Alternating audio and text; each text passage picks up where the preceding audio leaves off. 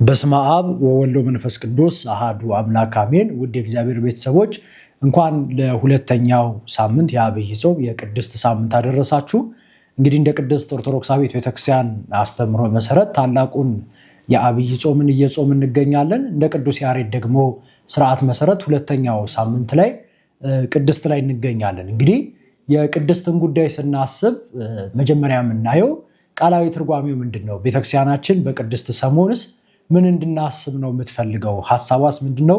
ቅዱስ ያሬድ ሲያንስ ያስቀምጥልን ለኛ ለምእመናን በምን አይነት የህይወት ምህዋር ውስጥ እንድናልፍ ፈልገው ነው የሚለውን የምናይበት መርሃ ግብር ነው። አምላካችን እግዚአብሔር ከሁላችን ጋር ይሁን። እንግዲህ ቅድስት የሚለውን ጉዳይ ስናይ ገና የኛ ቤተክርስቲያን ምንም ነገር ማስተማር ስትጀምር ቃሉን ከመተርጎም ነው የምንጀምረው እና የመጀመሪያው ቅድስት ማለት ቃሉን ስንመለከተው ቀደሰ ማለት ለየ ነው፣ ባረከ፣ መረጠ ማለት ነው እና የቅድስትን ጉዳይ ስናነሳው ቅድስና የሚለውን ጉዳይ ስንረዳ ቃላዊ ፍቺውን ወይም ትርጓሜውን ስንመለከተው ቅድስት ማለት የተለየ የተመረጠ ማለት ነው።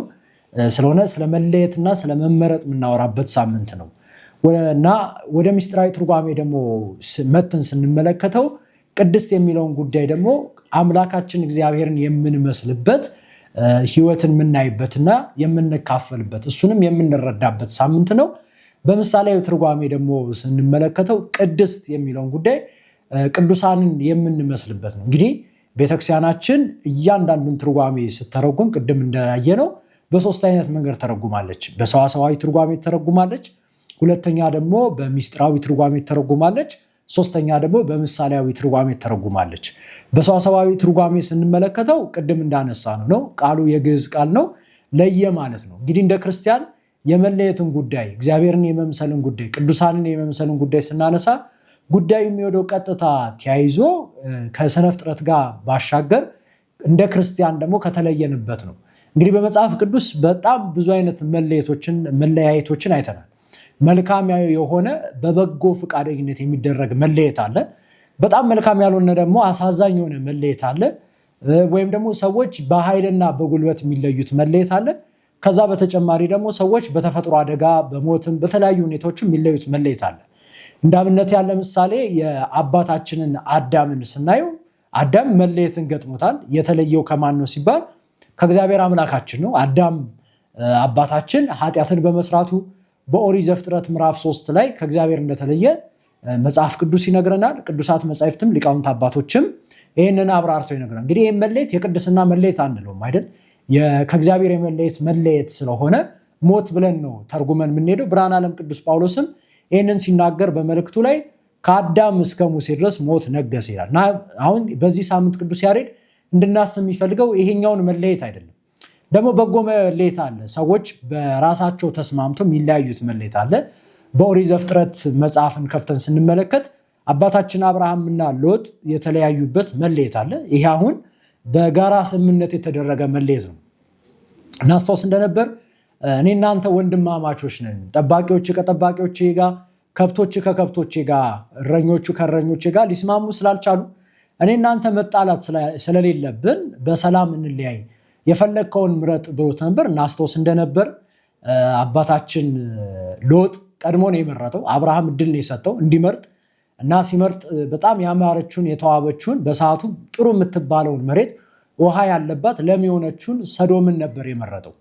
አብርሃም ደግሞ ወደ ከነዓን ነው እንዲሄድ የተደረገው እንደምታውቁት እና በጣም እዚህ ጋር ያለውን መለየት ስንመለከት እኛ ከምናስበው እኛ ካየነው ማየት እግዚአብሔር የሚያይልን ማየት በጣም ይበልጣል።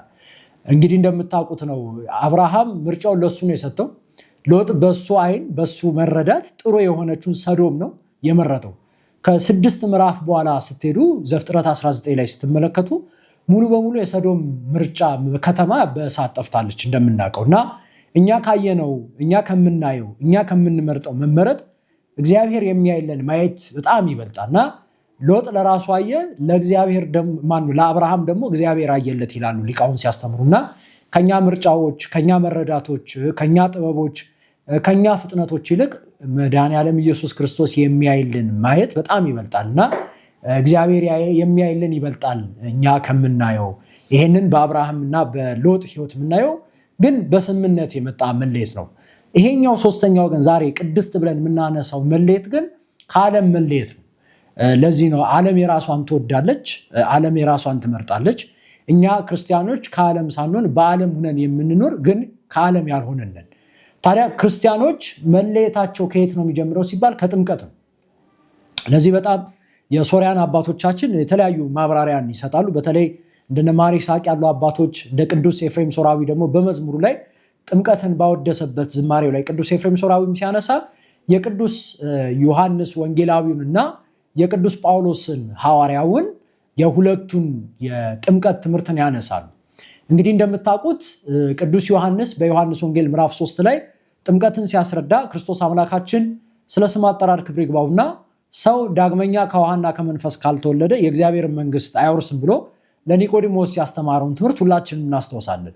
ስለሆነ በቅዱስ ዮሐንስ ወንጌላዊ አስተምሮ መሰረት መለየት ማለት ወይም ደግሞ በጥምቀት ከዓለም መለየት ማለት መወለድ ነው ብሎ ነው የሚያስተምረው። ብርሃነ ዓለም ቅዱስ ጳውሎስ ጋር ደግሞ ስንመጣ ሮሜ መልእክቱ ላይ ምዕራፍ 6ን ስናነብ ሞቱን በሚመስል ሞት ከእርሱ ጋር ከተባበርን ትንሣኤውን በሚመስል ትንሣኤ ከእርሱ ጋር እንተባበራለን ይላል ቅዱስ ጳውሎስ። ጥምቀትን የተረዳው በሞት በኩል ነው ማለት ነው። እና ለዚህ ነው አይተነው ከሆነ በተለይ የቅዱስ ጳውሎስን መልእክታት ስንመለከታቸው 14ቱም መልእክታት ላይ በጣም የሚበዛው የቅዱስ ጳውሎስ ንግግሮች ምንድን ነው ካላችሁ ሞት የሚል ቃል ነው። ለምሳሌ ብንኖር ለጌታ ነው፣ ብንሞት ለጌታ ነው የሚል ጥቅስ እናያለን። እኔ በዓለም ዘንድ የሞትኩ ነኝ፣ ዓለምም በእኔ ዘንድ የሞተች ናት የሚል ደግሞ ጥቅስ እናገኛለን። እና ይሄ የሚያሳየን ምንድን ነው ካልን ቅዱስ ጳውሎስ ሕይወትን የተረዳበት ሕይወትን ያስቀመጠበት መንገድ መለየት የሚለው ቅድስና የሚለው መሞት ነው። ምን ማለት ነው ሲባል ክርስቲያኖች በዓለም ይሞታሉ፣ በእግዚአብሔር ዘንድ ግን ይወለዳሉ ወይም ሕያው ይሆናሉ። እና ስርዓተ ቤተክርስቲያንን ስንመለከት አንድ ዲያቆን ሕፃን ልጅን ይዞ ወደ ጥምቀቱ ቦታ በሚወስድ ሰዓት እናስታውስ እንደነበር ከምዕራብ ወደ ምስራቅ ፊቱን ያዞራል። ይህ የሚያሳየው ከዓለም የተለየው ነኝ ማለት ነው ብሎ እንዲናገር ነው። ይህን ጉዳይ ቤተክርስቲያኒቷ በጣም አጽንኦት ሰጣ ማስተማሯን የምናየው በዘውትር ጸሎታችን ዕለት ተዕለት እንድናስበው በተደረገው በምናነበው ጸሎታችን ላይም የዘውትር ጸሎትን ስንመለከት ገና ሲጀምር ጠላት ሴጣንን እክዳለሁ ይላል። ስለሆነ መለየት ተለያይተናል ከዓለም ጋር ማለት እና የቅድስና ሕይወት የሚጀምረው መቼ ነው ሲባል የሰው ልጆች ክርስቲያን ከሆኑበት በ40ና በ80 ከተጠመቁበት ጊዜ የመንፈስ ቅዱስ ማደሪያ ከሆኑበት ሰዓት ጀምሮ ተለይተዋል። ያን የቅድስና ሕይወት ግን በሃይማኖት በምግባር በመጽናት መኖር አለባቸው ማለት ነው። እንደኛ ቤተክርስቲያን የቅድስናውን ጉዞ ስናይ ደረጃ አለው። ወደ 3 አይነት ደረጃ አለው። በተለይ ደግሞ ወደዚህ ማዕረጋተ ቅዱሳን ላይ ደግሞ ስንመጣ ራሱን የቻለ ሆኖ እሱም ደግሞ በ3 አይነት ደረጃ አለ። ሰዎች ግን በመንፈሳዊ ሕይወታቸው በሚያደርጉት የቅድስና ጉዞ ላይ ቅድስት የሚባለውን ሳምንት ስናስብ ቤተክርስቲያኒቷ 3 ደረጃዎች እንድንሄድ ነው የምትፈልገው። የመጀመሪያው ደረጃ መቼም ቅድስና ማለት ንጽህና ነው። ቅድስት የሚለውን ሳምንት ስናስብ የንጽህናውን ጉዳይ ነው የምናነሳው እና የመጀመሪያው ደረጃ ንጽህና ይባላል። በነገረ መለኮት ሊቃውንት አረዳድ ደግሞ ፒዩሪፊኬሽን ብለው የሚያነሱት ትምህርት ነው። ሰዎች ምንም ነገር የሚጀምሩት መንፈሳዊ ሕይወት የሚጀምሩት የቅድስናውን ጉዞ የሚጀምሩት ከምንድን ነው ሲባል ከንጽህና ነው። ያለ ንጽህና ቅድስና ስለማይኖር ማለት ነው። እና ይህንን ንጽህና ደረጃ እንዲያልፉ ቤተክርስቲያኒቷ ወደ 3 አይነት መንገዶች እንድንጠቀም ተመክረናለች። የሰው ልጆች የንጽህና መንገድን ነው የመጀመሪያው የቅድስና መንገድ ብለን ስናስተምር ወይም ስንናገር ሰዎች ንጽህና የሚያገኙት በምንድን ነው ሲባል የእግዚአብሔርን ቃል በመማር ነው። ክብር ይግባውና አምላካችን ፈጣሪያችን መድኃኔ ዓለም ኢየሱስ ክርስቶስ በዮሐንስ ወንጌል ምዕራፍ 15 ላይ ባስተማረው ትምህርት መሰረት እኔ በነገርኳችሁ ቃል እናንተ ንጹሐን ናችሁ የሚል ቃል እናገኛለን ማለት ነው። እና ሰዎች በእግዚአብሔር ቃል ይነጻሉ። ካለባቸው ድካም፣ ካለባቸው ጥፋት፣ ካለባቸው መውረድና መውደቅና መነሳት ላይ የእግዚአብሔር ቃል እየጠገናቸው ይሄዳል። ቅዱስ ዮሐንስ አፈወርቅ በተግሳጹ አንድ በጣም ምክር ይመክረናል። ባይገባህም ዝም ብለህ ተማር ይላል። አሁን አብዛኛው ሰው ይማርና ትምህርቱ አይገባኝም የሚል ጉዳይ ነው የሚያነሳው። ይማርና ይሄን የሚማረው ነገር ልረዳው አልችልም፣ አይ ደግሞ እኔ ለዚህ ቃል እግዚአብሔር ብቁ አይደለም የሚል ነገርን ሊያነሳ ይችላል። አብዛኞቻችን ግን አይ ብማር ለውጥ የለኝም የሚል ፍልስፍና አለችብን እና ቅዱስ ዮሐንስ አፈወርቅ ይህንን በጣም አጥብቆ ይቃወማል። ባይገባህም ዝም ብለህ ተማር ይላል። በተረዳኸው ፍሬ ባታፈራም ዝም ብለህ ተማር፣ በተማርከው በሕይወት ላይ ለውጥ ባታይ ዝም ብለህ ተማር። ስለሆነ በነገሮች ሁሉ በሚያስተምሩ ነገሮች ሁሉ መረዳትን ቢያቅተ አንተን ግን ሳትታክት ዝም ብለህ ተማር ይላል። ለምንድን ነው ሲል ይላል ቅዱስ ዮሐንስ አፈወርቅ ጠብታ ውሃ በብዙ ርዝመትና ሂደት ትልቁን አለት ከጊዜ ብዛት እንደምትሰነጥቀው ሁሉ ጠብታው የእግዚአብሔር ቃል በብዙ ዘመናትና ጉዞ ውስጥ የደነደነው ልብህን ይሰነጥቀዋል ይላል ቅዱስ ዮሐንስ አፈወርቅና ሰዎች የመማርን ጉዞ አጽንተው ሊይዙ ይገባል። ይሄ ደግሞ በክርስቶስ ዘንድ የሚያስመሰግን ነው። ለዚህ ነው የሉቃስ ወንጌል ምዕራፍ 10ን ስንመለከት ማርያምስ የማይቀማትን በጎ ዕድል መረጠች ብሎ ክርስቶስ አመሰገናት። አባ ሕርያቆስ ደግሞ በቅዳሴ ማርያም ይህንን ጉዳይ ተናግረው ማርያምስ የማይቀማትን በጎ ዕድል መረጠች ብሎ ጌታችን እንዳመሰገናት ብሎ አባ ሕርያቆስ ደግሞ ቅዳሴ ማርያም ላይ አስቶታልና የመጀመሪያው የንጽህና መንገድ የሚጀምረው የቅድስት ጉዞ የእግዚአብሔርን ቃል በመማር ነው። ሁለተኛው በንስሐ ነው። እንግዲህ ሰው ንጹህ የሆነው ንስሐ ሲገባ ነው። መቼም አንድ ሰው እጄ ቆሽሿል ብሎ በቆሸሸ እጁ ምግብ አይበላም አይደል? ስለሆነ ሰዎች በዚህ ምድር ላይ ሲኖሩ ኃጢአትን ይሰራሉ። ኃጢአት ውስጥ ከተገኙ ቅድስና ሕይወት ውስጥ የሉም ማለት ነው። ስለሆነ ከኃጢአት ባርነትና ቀንበር የሚወጡበት መንገድ ደግሞ ሚስጥረ ንስሐ ነው። የአንደኛ ዮሐንስ መልእክት ምዕራፍ 2 ቁጥር 1ን ስንጀምር ከአመፃዎች ሁሉ ሊያነጻን የታመነ አለ ብሎ ኃጢአታችንን ብንናዘዝ እግዚአብሔር አምላካችን ይቅር እንደሚለን ቅዱስ ዮሐንስ በመልእክቱ ይናገራል።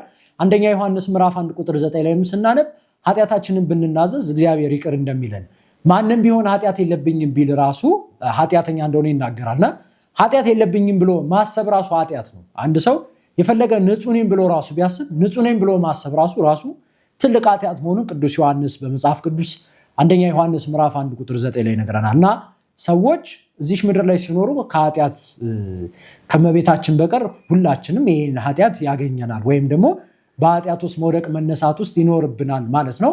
ለዚህ መፍትሄው ምንድነው ሲባል ንስሐ ነው። እንግዲህ በጣም ብዙ ጊዜ እኛ ንስሐን የምናስበው አንዳንድ ሰው እንደ ሪፖርት አድርጎ ያስበዋል። አንዳንድ ሰው ኑዛዜ ላይ ታችሁት ከሆነ ደጋግሞ የሚወድቅባት ኃጢአት ይኖራል እና አብዛኛው ሰው ንስሐ ሲገባ እንደ ሪፖርት አድርጎ ይገባል። ቅዱስ ዮሐንስ አፈወርቅ ሰዎች ንስሐን መሄድ ያለባቸው መንገድ 5 ናቸው ብሎ ያነሳል እና ስለሆነ ሁለተኛው ሰዎች በቅድስና ማዕረግ የሚሄዱበት የመጀመሪያውን የንጽህናን ማዕረግ ውስጥ የሚገቡበት በንስሐ መመላለስ ሲችሉ ነው ይላል። እንግዲህ ኑዛዜ ማለት ብዙ ሰው ሪፖርት ይመስላል። ኑዛዜ ማለት እረፍት ማለት ነው፣ ማረፍ ማለት ነው። ቃሉ ትርጓሜው ራሱ ግዙ እና አንድ ሰው የሚያርፍበት ሲናገር ለካህኑ ሲናዘዝ እረፍትን ያገኛል ማለት ነው እና ቅድስት በሚለው ላይ ሁለተኛ የምናገኘው ምንድነው? ንጽህናን የሚለውን ገንዘብ ለማድረግ ንስሐ ያስፈልጋል። ሶስተኛው ስጋው ደግሞ የከበረው የአምላካችን የጌታችን የመድኃኒታችን የኢየሱስ ክርስቶስ ከኃጢአታችን ነፃ ያወጣናል፣ ከኃጢአታችን አርነት ያወጣናል። ከኃጢአት ቀንበር ነፃ እንድንወጣ ክርስቶስ አምላካችን የከበረው ስጋና ደግሞ ይረዳናል። ለዚህ ነው በዮሐንስ ወንጌል ምዕራፍ 6 ቁጥር 56 ላይ ስጋዬን የበላ ደሜን የጠጣ የዘላለም ሕይወት አለው ብሎ ክርስቶስ አምላካችን እንዳስተማረ ስጋውን የበላ ደሜን የጠጣ ደግሞ የዘላለም ሕይወት መኖር ብቻ አይደለም። እዛው ስናነብ እኔ በእርሱ እኖራለሁ እርሱ በእኔ ይኖራል የሚል ቃል እናገኛለን በመጽሐፍ ቅዱስና ሰዎች ቅድስናን የሚያገኙት ከእግዚአብሔር ጋር መኖር ሲጀምሩ ነው። ቅድስና ማለት ከእግዚአብሔር ጋር መኖር ማለት ስለሆነ ከእግዚአብሔር ጋር ለመኖር ደግሞ የከበረውን ስጋና ደሙን መቀበል ይገባል ማለት ነው እና እነዚህ ሶስቱ የንጽህናን ጉዞ እንድናደርግ ያደርጋሉ። ሁለተኛው የቅድስት ወይም የቅድስና ደረጃ ላይ የሚገባው መንፈሳዊ ማብራት ማለት ነው። ወይም ደግሞ ንጽሐ ስጋ ብለን ንጽሐ ነፍስ ብለን የምናነሳው ሰዎች መንፈሳዊ ማብራትን ገንዘብ ያደርጋሉ። ክርስቶስ አምላካችን ስለ ስሙ አጠራር ክብር ይግባውና በማቴዎስ ወንጌል ምዕራፍ 5 ላይ ብርሃናችሁ በሰው ፊት ይብራ ይላል። እንግዲህ ቅዱሳን አባቶቻችንን ስናያቸው ለራሳቸው ብቻ አይደለም ብርሃናቸው፣ የዓለም ብርሃን የተባሉት ቅዱሳን ሙሉ ህይወታቸው፣ ንግግራቸው፣ አነጋገራቸው፣ አካሄዳቸው ብርሃን የተባለውን ክርስቶስን ያሳዩ ነበርና ሁለተኛው ደረጃ መንፈሳዊ ማብራት የሚባለው ብርሃናችሁ በሰው ፊት ይብራ የተባለው ነው። ሶስተኛው ፍጽምና ነው። ፍጽምና የሚባለው በቴዎሎጂ ምሁራን ሊቃውንት ፐርፌክሽን የሚሉት ነው። ያ ሁለተኛውን ኢሉሚኔሽን ነው የሚሉት። ፐርፌክሽን የሚባለው ደረጃ ወይም ፍጽምና ላይ ሰው ሲደርስ ምንድነው የቅድስት የተባለውን ሳምንት ግቡን ነው የሚመጣው። የመጨረሻው ደረጃ ይሄ ነው። ፍጽምና ምንድነው ሲባል በኦሪት ዘሌዋውያን ምዕራፍ 19 ቁጥር 2 ላይ እኔ ቅዱስ ነኝና እናንተ ቅዱሳን ሁኑ ይላል። እንዲሁም ደግሞ ብርሃነ ዓለም ቅዱስ ጳውሎስ በአንደኛ ቆሮንቶስ መልእክቱ ምዕራፍ 11 ቁጥር 1 ላይ እኔ ክርስቶስ እንደምመስል እናንተ እኔን ምሰሉ ይላል ቅዱስ ጳውሎስ። እንዲሁም ደግሞ ቅዱስ ጴጥሮስ አንደኛ ጴጥሮስ ላይ ስንመለከት ምን ይላል? የጠራችሁ አምላክ ቅዱስ እንደሆነ እናንተም በኑሯችሁ ሁሉ ቅዱሳን ሁኑ ነው። ቅዱስ ዮሐንስ አፈወርቅ ኦሪት ዘፍጥረትን በተረጎመበት አውዱ ላይ ሰዎች የተፈጠሩት ለቅድስት ነው ይላል። አሁን የቅድስት ሳምንትን ስናስብ የተፈጠርንበት ዓላማ ግቡን ምንመታበት ነው። እኛ የተፈጠርነው ለቅድስት ሳምንት ነው ማለት ምን ማለት ነው? ሰዎች እግዚአብሔርን እንዲመስሉ ነው የተፈጠሩት ይላል ኦሪት ዘፍጥረት ምዕራፍ 1 ቁጥር 27 ላይ ባብራራበት ላይ ሰውን በአርአያውና በአምሳሉ ፈጠረ ይላል። ቀደም አዳም ተለየ ያልነው መለየትን አሁን ተመልሶ ግን በዘወረደ ዝቅ ብሎ ክርስቶስ አምላካችን በቅድስት ከፍ አድርጎናል ማለት ነው እና ቅድስት የሚለውን ሳምንት ስናስብ የተፈጠርንበት ዓላማን ግብ የምንመታበት ክርስቶስን የምንመስልበት ቅዱሳን አባቶቻችን የምንመስልበት ነው። እግዚአብሔር አምላካችን እርሱን እንድንመስል እርሱ በወደደው ሕይወት እንድንመላለስ የእርሱ ቅዱስ ፍቃድ ይሁንልን። በቅዱሳን ፍኖት እንድንሄድ የቅዱሳኑ አማላጅነት አይለየን። ይቆየን።